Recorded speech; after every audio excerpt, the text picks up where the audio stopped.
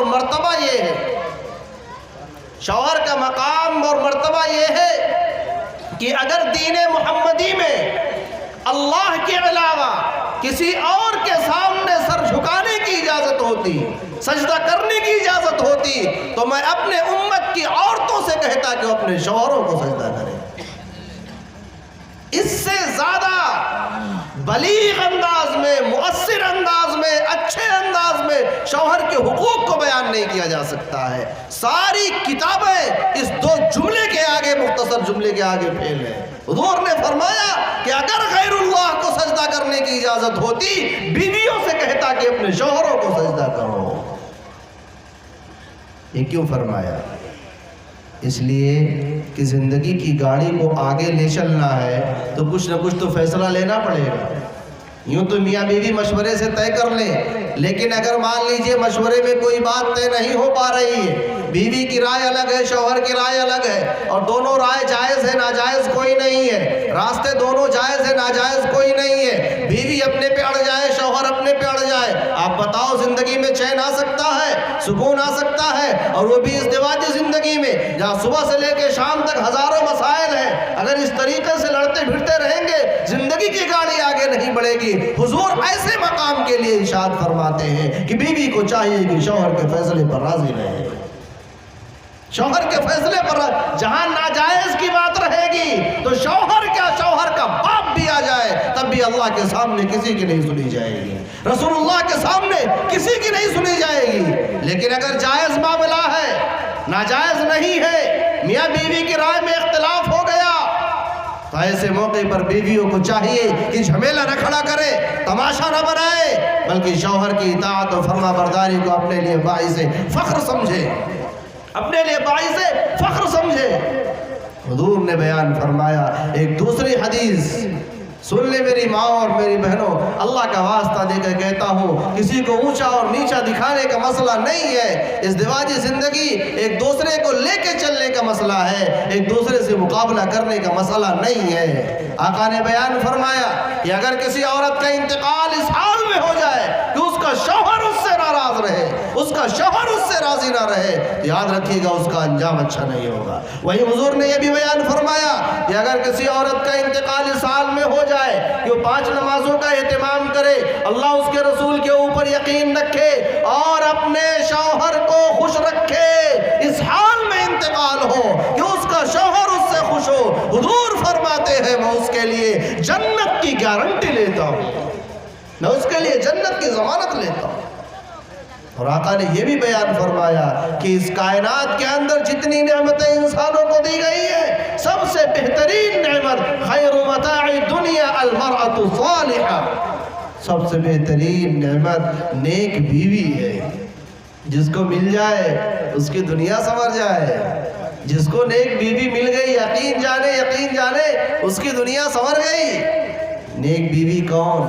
کہ جب شوہر اس کو دیکھے تو خوش ہو جائے دیکھ کر کے، گندی سمجھی نہ رہے، ڈھنگ سے رہے، کم سے کم شوہر جب دیکھے تو دیکھ کے خوش ہو جائے۔ شوہر جب چھوڑ کے چلا جائے کہیں پر تو امانت میں خیانت نہ کرے، نہ مال میں نہ ذات میں۔ یہ نیک بیویاں ہیں۔ اللہ تبارک و تعالیٰ نے جن کو اس طرح کی بیوی عطا فرمائی، بہت بڑی سعادت ہے۔ نیک بیوی جب مل جائے تو ایسا نہیں ہے کہ کچھ نخرے برداشت نہیں کرنے پڑیں گے، کچھ تو کرنے پڑیں گے نا، کچھ تو کرنے پڑیں گے۔ اس لیے کہ بیوی کے مزاج میں، عورت کے مزاج میں اللہ تبارک و تعالیٰ نے فطری طور پہ رنگا رنگی رکھی ہے، اتار چڑھاؤ رکھا ہے، نشیب و فراز رکھا ہے۔ آپ صبح چھوڑ کے جاؤ گے کسی اور موڈ میں رہیں گے، اور شام کو آؤ گے کایا پلٹ چکی ہوگی، آپ وہی موڈ لے کر کے آؤ گے، یہاں دیکھو گے تو پوری دنیا الٹی پڑی ہے۔ اسی بات کو سمجھانے کے لیے حضور نے ایک حدیث بیان فرمائی، اور کمال ہے ہمارے سماج کے مردوں کا، انہوں نے اس کو بھی عورت کی برائی کے بارے میں لے لیا۔ وہ حدیث سب مردوں کو، 2 حدیثیں تو یاد رہتی ہے مردوں کو، ایک تو وہ والی سجدے والی جو بھی میں نے سنائی، دوسری وہ والی جب کوئی بات ہے چلو چھوڑو تم سے کیا بات کرنا، ٹیڑھی پچھلی سے پیدا ہوئی ہو، یہ والی ضرور یاد رہتی ہے۔ جانتے ہیں عورت نے حضور نے اس حدیث میں عورت کے مزاج، اس کی فطرت اور اس کی تعریف کو بیان کیا. ہم اس کو تنقیص میں لے لیتے ہیں. حضور بیان یہ فرمانا چاہتے ہیں کہ عورت کی حیثیت ہماری زندگیوں میں ایسے ہی ہے جیسے اس ٹیڑھی پسلی کی ہے. کس کی ہے؟ یہ ہماری ہڈی ہمارے لیے اسی وقت کارگر اور نفع بخش ہے، آرام دہ اور لابھدائک ہے جب تک ٹیڑھی رہے. اگر یہ ہڈیاں سیدھی ہو گئی، دھولہا سے لے کے لکھنؤ و دلی تک ڈاکٹروں کے چکر کاٹتے پھرو گے کہ ڈاکٹر صاحب اس سیدھی والی کو ٹیڑھی کر دیجئے. یہ ہڈی اسی وقت تک ہمارے لیے نفع بخش ہے جب تک یہ ٹیڑھی ہے. اگر یہ سیدھی ہو گئی ہمارے لیے مصیبت کھڑی ہو جائے گی. حضور بیان فرماتے ہیں کہ عورت کو یوں سمجھو کہ وہ ٹیڑھی پسلی سے پیدا ہوئی ہے، اگر اس کو سیدھا کرنے کی کوشش کرو گے وہ ٹوٹ جائے گی، وہ ٹوٹ جائے گی، وہ بکھر جائے گی، گھر تباہ و برباد ہو جائے گا. آپ یوں سمجھو کہ عورت کے مزاج اور اس کی فطرت ایسے ہی ہے جیسے کہ پہاڑی راستے میں ہوتا ہے. پہاڑی راستے کا سفر کبھی کیے ہیں؟ میں گئے ہوں گے نا پہاڑ پہ، نیپال وغیرہ قریب ہے وہاں گئے ہوں گے. میں تو مسوری میں گیا ہوں، یہ اتراکھنڈ میں ہے، بہت خوبصورت وہاں جھرنا ہے. جو لوگ گئے ہیں جانتے ہوں گے. پہاڑی راستے کی خاص بات کیا ہے جانتے ہیں؟ جگہ جگہ اس میں گھماؤ ہوتا ہے، ٹرن ہوتا ہے، اور اس کے چاروں طرف سے ہریالی آپ کو نظر آتی ہے.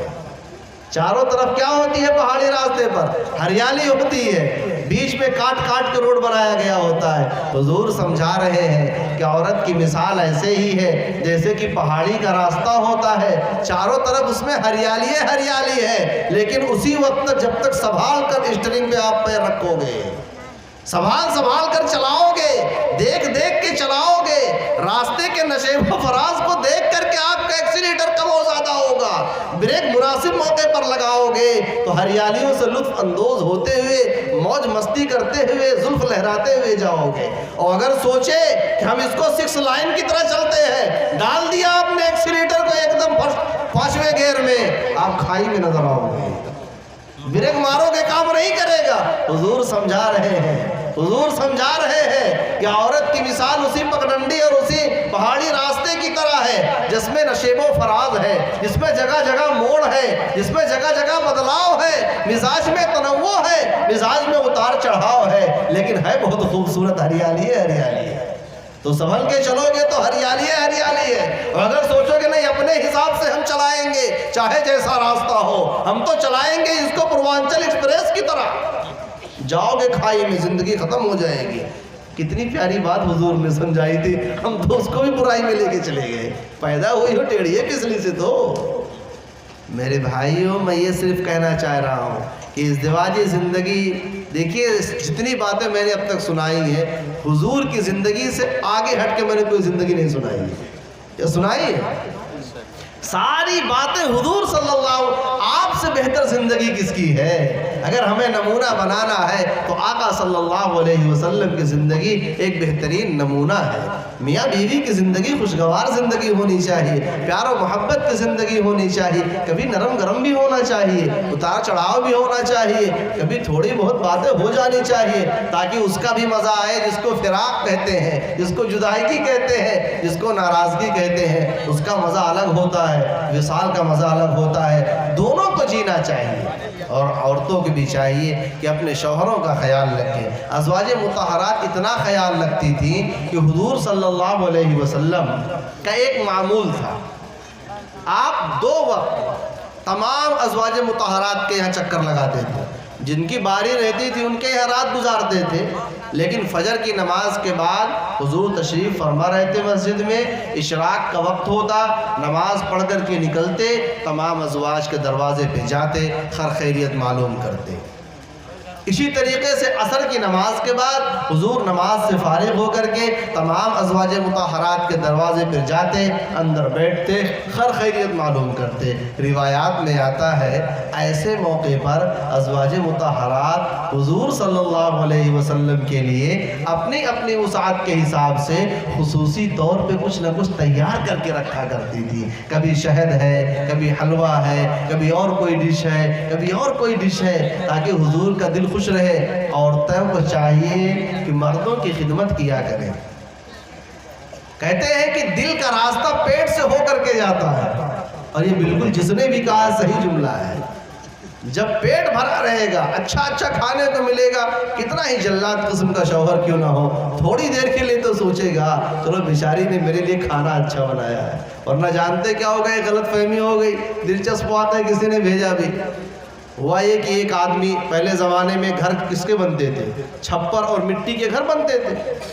وہ گھر میں نے بھی دیکھا, بہت پرانی کہانی نہیں سنا رہا ہوں, 50-60 سال پہلے مٹی کا گھر بنتا تھا, دیواریں اور اوپر سے چھپر, ایک ہی طرح کے سب کے گھر ہوا کرتے تھے. ایک آدمی نے کسی سردار کی دعوت کی, دوسرے قبیلے کے سردار کی دعوت کی, اور جو ضروریات تھے کچن کے وہ اپنے حساب سے لا کر کے رکھ دیا, اور خود چلا گیا کھیت میں. خود چلے گئے کھیت میں, بس 10-5 منٹ اور باتیں ہوں گی. خود چلے گئے کھیت میں, بیوی سے کہا سب سامان تیار کر دینا, دوپہر میں آئیں گے مہمان, کھانا کھلانے کا نظم رکھو. دوپہر میں اب وہ گرمی کے اندر پسینے میں شرابور آئے اور گئے, دیکھا گھر میں بیوی سوئی پڑی ہے. گھر کے اندر سے خوشبو نہیں کھانے کی, کچھ تیاری نہیں. اجٹ آدمی دماغ میں اٹھایا لٹ, اور لٹ اٹھا کر کے دے مارا بیوی کو. نالائق, تم نے کھانا نہیں تیار کیا, اور یہ اور وہ, اور 2 لٹ مارنے کے بعد, اور اس کے بعد پھر واپس چلے گئے گھر سے باہر نکل کے. اچھا, جب وہ گھر سے باہر نکل کے آیا غصے میں, باہر کے حالات کا جائزہ لیا, تو اس کو پتا چلا کہ ارے یہ تو میں دوسرے کے گھر میں گھس گیا. اب وہ جلدی سے اپنے گھر میں گیا, وہاں دیکھا تو بیوی دسترخوان سجائے تیار ہے, انواع و اقسام کے کھانے تیار ہے, مہمان کا انتظار ہو رہا ہے. اب اس کا تو بی پی ہائی, کہ اس لیے کہ غیرت کے بعد دوسرے کی بیوی کے اوپر آپ نے لٹ بجا دیا. معمولی بات ہے. اب یہ ڈرنے لگا کہ پڑوسی اب آئے گا, تب آئے گا ابھی شکایت لے کر کے. جب اس کا میاں آئے گا تو بیوی بتائے گی, وہ آئے گا شکایت لے کر کے. اسی ڈر میں وہ دن بھر گھر سے باہر ہی نہیں نکلا کہ سامنا نہ ہو, کہیں ایسا نہ ہو وہی مل جائے, وہی بجانا شروع کر دے. شام ہو گئی, پڑوسی نہیں آیا. اب اگلے دن یہ بہرحال ڈرتے ڈرتے باہر نکلا, سامنا ہوا, کنی کترا گیا, نگاہوں سے نہیں ملائی, ڈرتے ہوئے کہ بیوی نے اس کے بتایا ہوگا, لیکن ادھر وہ کچھ کہا ہی نہیں.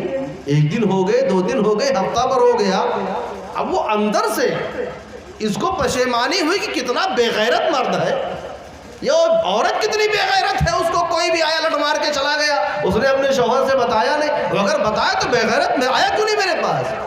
ایک دن گیا, اس کے دروازے پہ دستک دی, کہا بھائی صاحب میں آپ سے معافی چاہتا ہوں. اس نے کہا ہوا کیا؟ اس نے کہا ہوا کیا؟ کہا ہوا یوں کہ میں نے ایک دن آ کر کے غصے میں آپ کی بیوی کو اس طریقے سے مار دیا, اور مار کے غصے میں منہ پھیر کے باہر چلا گیا. غلط فہمی ہو گئی تھی, گھر پہچان نہیں پایا تھا. کہا او اللہ کے بتوں کا, میں آپ سے بھی معافی مانگتا ہوں اور آپ کی بیوی سے بھی معافی مانگنا چاہتا ہوں. کہا او اللہ کے بندے, غلطی کے اوپر غلطی نہیں کرتے. کہا کیا مطلب؟ کہا اب مجھے سمجھ میں آیا معاملہ کیا تھا. میں تو خود ہفتے بھر سے حیران ہوں کہ ہوا کیا ہے. میں اس دن گھر سے جیسے باہر سے آیا, دیکھا بیوی دسترخوان سجائے بیٹھی ہوئی ہے, میرے استقبال میں لگی ہوئی ہے, آتا ہوں چپل اتارتی ہے, پیر دباتی ہے, ہفتے بھر سے مسلسل خدمت چل رہی ہے. میں خود حیران ہوں ہوا کیا ہے. آج تم نے بتایا کہ یہ معاملہ تھا کہ اس کو لٹ پڑا تھا. اللہ کے واسطے بیوی غلط فہمی میں ہے, اس کو رہنے دو, اب غلطی کے اوپر دوبارہ غلطی نہ کرو اس کو بتا کر کے. اور ہاں, مہینے میں 1 مرتبہ یہ غلطی دوہرا دیا کرنا. سمجھ گئے؟ تو کبھی کبھی غلط فہمی بہت خطرناک ہو جاتی ہے. غلط فہمی میاں بیوی کی زندگی میں. تو واقعہ یہ ہے, کھانے کے راستے سے میں تھوڑا سا سماج سے جڑا ہوا آدمی بھی ہوں. جہاں ازدواجی زندگی میں انبن ہے, عام طور پہ لوگ مولوی ہونے کی حیثیت سے, دیکھیے سب کے یہاں انبن ہے کچھ نہ کچھ. لوگ دوسرے کو بتاتے نہیں ہیں کہ یہ آدمی رسوا کر دے گا, لیکن محلے کے مولوی کے اوپر بھروسہ ہوتا ہے, کچھ بھی ہو جائے مولوی صاحب کا ہاضمہ بڑا مضبوط ہے, کسی اور سے نہیں بتائیں گے. تو لوگ اپنے دل کی کہانی, گھروں کے درد مولانا لوگ سے شیئر کر دیتے ہیں. اور اللہ کا فضل ہے کہ یہ طبقہ ایسا ہے کہ دوسروں کے راز کو ہضم کر جاتا ہے, ایسا کہ جیسے سنا ہی نہیں ہے. تو لوگ بتاتے ہیں آ کر کے کہانی, تو میں وہ جو بتاتے ہیں میں وہ نہیں سنتا ہوں. میں کوشش کرتا ہوں اس کی گہرائی میں جاؤں کہ یہ نوبت آئی کیوں آخر. تو 90% جھگڑے کی وجہ صرف کچن ہے. گھروں میں 90% جھگڑے کی وجہ صرف کچن ہے، چاہے وہ ساس بہو کا جھگڑا ہو، چاہے دیورانی جٹھانی کا جھگڑا ہو، چاہے نند بھوجائی کا جھگڑا ہو، چاہے شوہر بیوی کا جھگڑا ہو، آپ لکھ کے رکھ لو 90% جھگڑوں کی بنیاد کچن ہی ہے۔ 90% جھگڑوں کی بنیاد کچن ہی ہے۔ ہم نے دوپہر میں چمچ دھلا تو شام میں کٹورا تم دھلو گی۔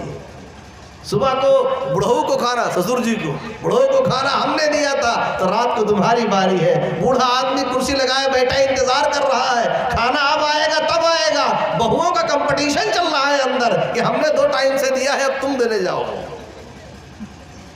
میری ماں میری بہنوں، اس بوڑھے کا کچھ تو خیال رکھو، کم سے کم وہ تمہارے شوہر کا باپ ہے، والدین کے برابر ہے۔ اور ایسے ساس سسر کو بھی چاہیے کہ بہوؤں کا خیال رکھے۔ میں دونوں طرف کی بات کرتا ہوں، ایک طرفہ کچھ نہیں ہوتا، دونوں طرف سے ہوتا ہے معاملہ دونوں طرف سے ہوتا ہے۔ ایک حدیث اللہ کے نبی نے بیان فرمائی، میں اپنی ماں اور بہنوں کو سنا کے بعد ختم کرنا چاہوں گا، ورنہ یہ موضوع اتنا دلچسپ ہے کہ آپ بھی چاہو گے کہ چلتا رہے اور ہم بھی چاہیں گے سنات۔ رات دوہری گھاٹ تھے، وہاں بھی اتفاق جیسے آپ نے فرمائش کی کہ اس موضوع پر کچھ بات ہو جائے، وہاں کے منتظمین کو بھی پتہ نہیں کس نے بتا دیا، آئے کہنے لگے کان میں میرے کہ اس موضوع پر بیان کر دیجئے گا۔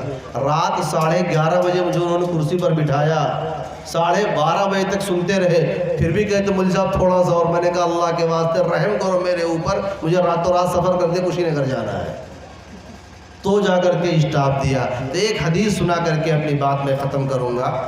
اللہ کے رسول صلی اللہ علیہ وسلم جب معراج میں تشریف لے گئے تو وہاں جب جنت و جہنم کی سیر ہوئی اور دیکھا تو جہنم میں عورتوں کی کثرت تھی، عورتوں کی کثرت تھی۔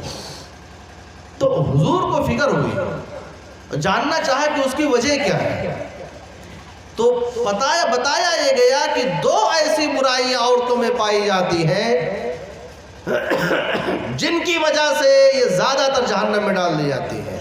نمبر 1 غیبت، نمبر 1 غیبت، پیٹھ پیچھے برائی، اور اتنی مہارت کے ساتھ غیبت کرتی ہیں ہمارے گھروں کی عورتیں کہ اللہ رحمے، برائی نہیں بیان کر رہا ہوں میری ماں میری بہنوں، برا مت مان جائیے گا، لیکن سچائی ہے کہ اگر کچن میں دیورانی جٹھانی ہو تو ساس کی برائی ہو رہی ہوگی، بیڈ روم میں ساس اور ایک بہو ہو دوسرے والی کی برائی ہو رہی ہے، نند بھوجائی جمع ہو جائے دوسرے والے کی برائی ہو رہی ہے، دیورانی جٹھانی آ جائیں گی نند کی برائی ہو رہی ہے۔ آپ کبھی ہو ہی نہیں سکتا کہ 2 عورتیں جمع ہو تیسرے کے بارے میں گفتگو نہ ہو۔ ایک آدمی روزانہ پارک جا رہا تھا، روزانہ پارک جاتا تھا، وہاں 4 عورتیں بیٹھی رہتی تھی ہمیشہ، اور پورے گھنٹے گفتگو چل رہی ہے، موضوع ختم ہی نہیں ہو رہا۔ ایک دن وہ پارک میں گیا اور دیکھا کہ عورتیں بیٹھی ہوئی ہیں اور بالکل خاموش بیٹھی ہوئی ہیں، بالکل خاموش، کوئی گفتگو نہیں ہو رہی ہے۔ کہا مسئلہ کیا ہے؟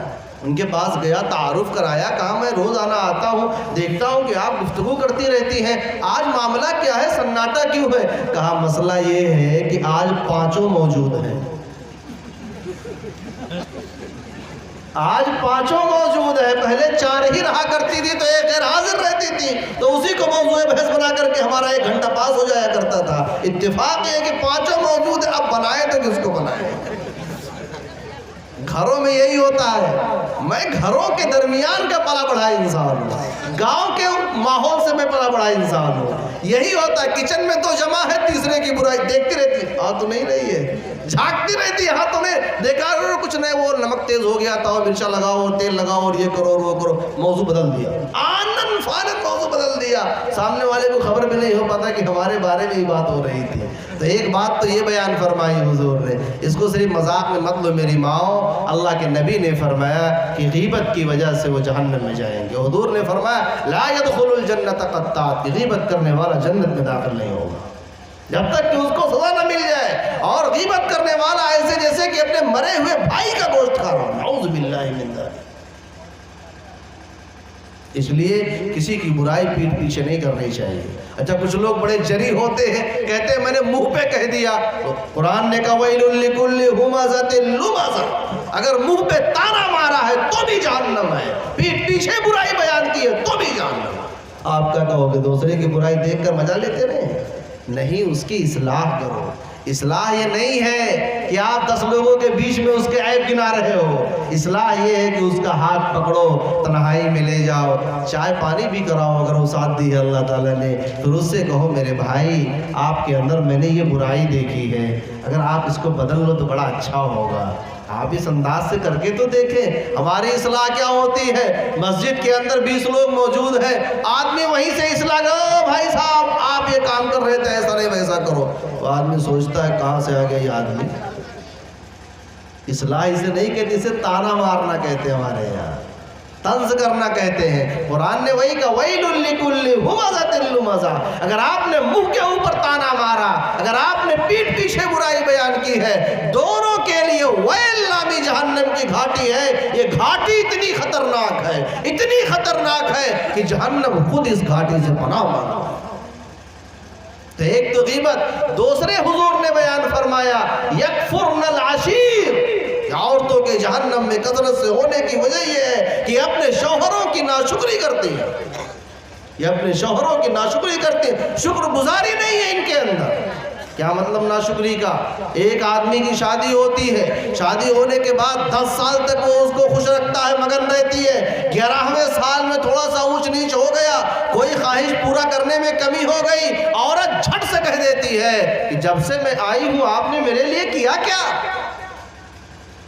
فوراً بول دیتی ہے جب سے میں آئی ہوں میں تو صرف ظلم برداشت کر رہی ہوں آپ کے گھر میں. آئی ہوں تو پیٹ بھر کے کھانا نہیں ملا مجھے آج تک, مجھے یہ نہیں ملا, مجھے وہ نہیں ملا, میرا یہ نہیں. 50 سال کی عمر میں عورتیں اس طریقے سے جملے اپنے شوہروں کو سناتی ہیں. عرش الہی نہ ہل جائے تو کیا ہو, جو شوہر تمہاری خواہشات پوری کرنے کے لیے, تم کو خوش رکھنے کے لیے پردیس کے فٹ پاتھ کے اوپر سوتا رہا, تم کو آرام کی نیند کے لیے اور تمہارے بچوں کے آرام کے لیے, تمہاری بچیوں کے آرام کے لیے پردیس میں اپنے آقاؤں کی گالیاں سنتا رہا, آج 50 سال کی عمر میں جب بڑھاپے کی عمر میں وہ اپنے گھر آرام کرنے کے لیے آیا ہے, عورت بڑی آسانی سے کہہ دیتی ہے کہ تم نے ہمارے لیے کیا کیا ہے.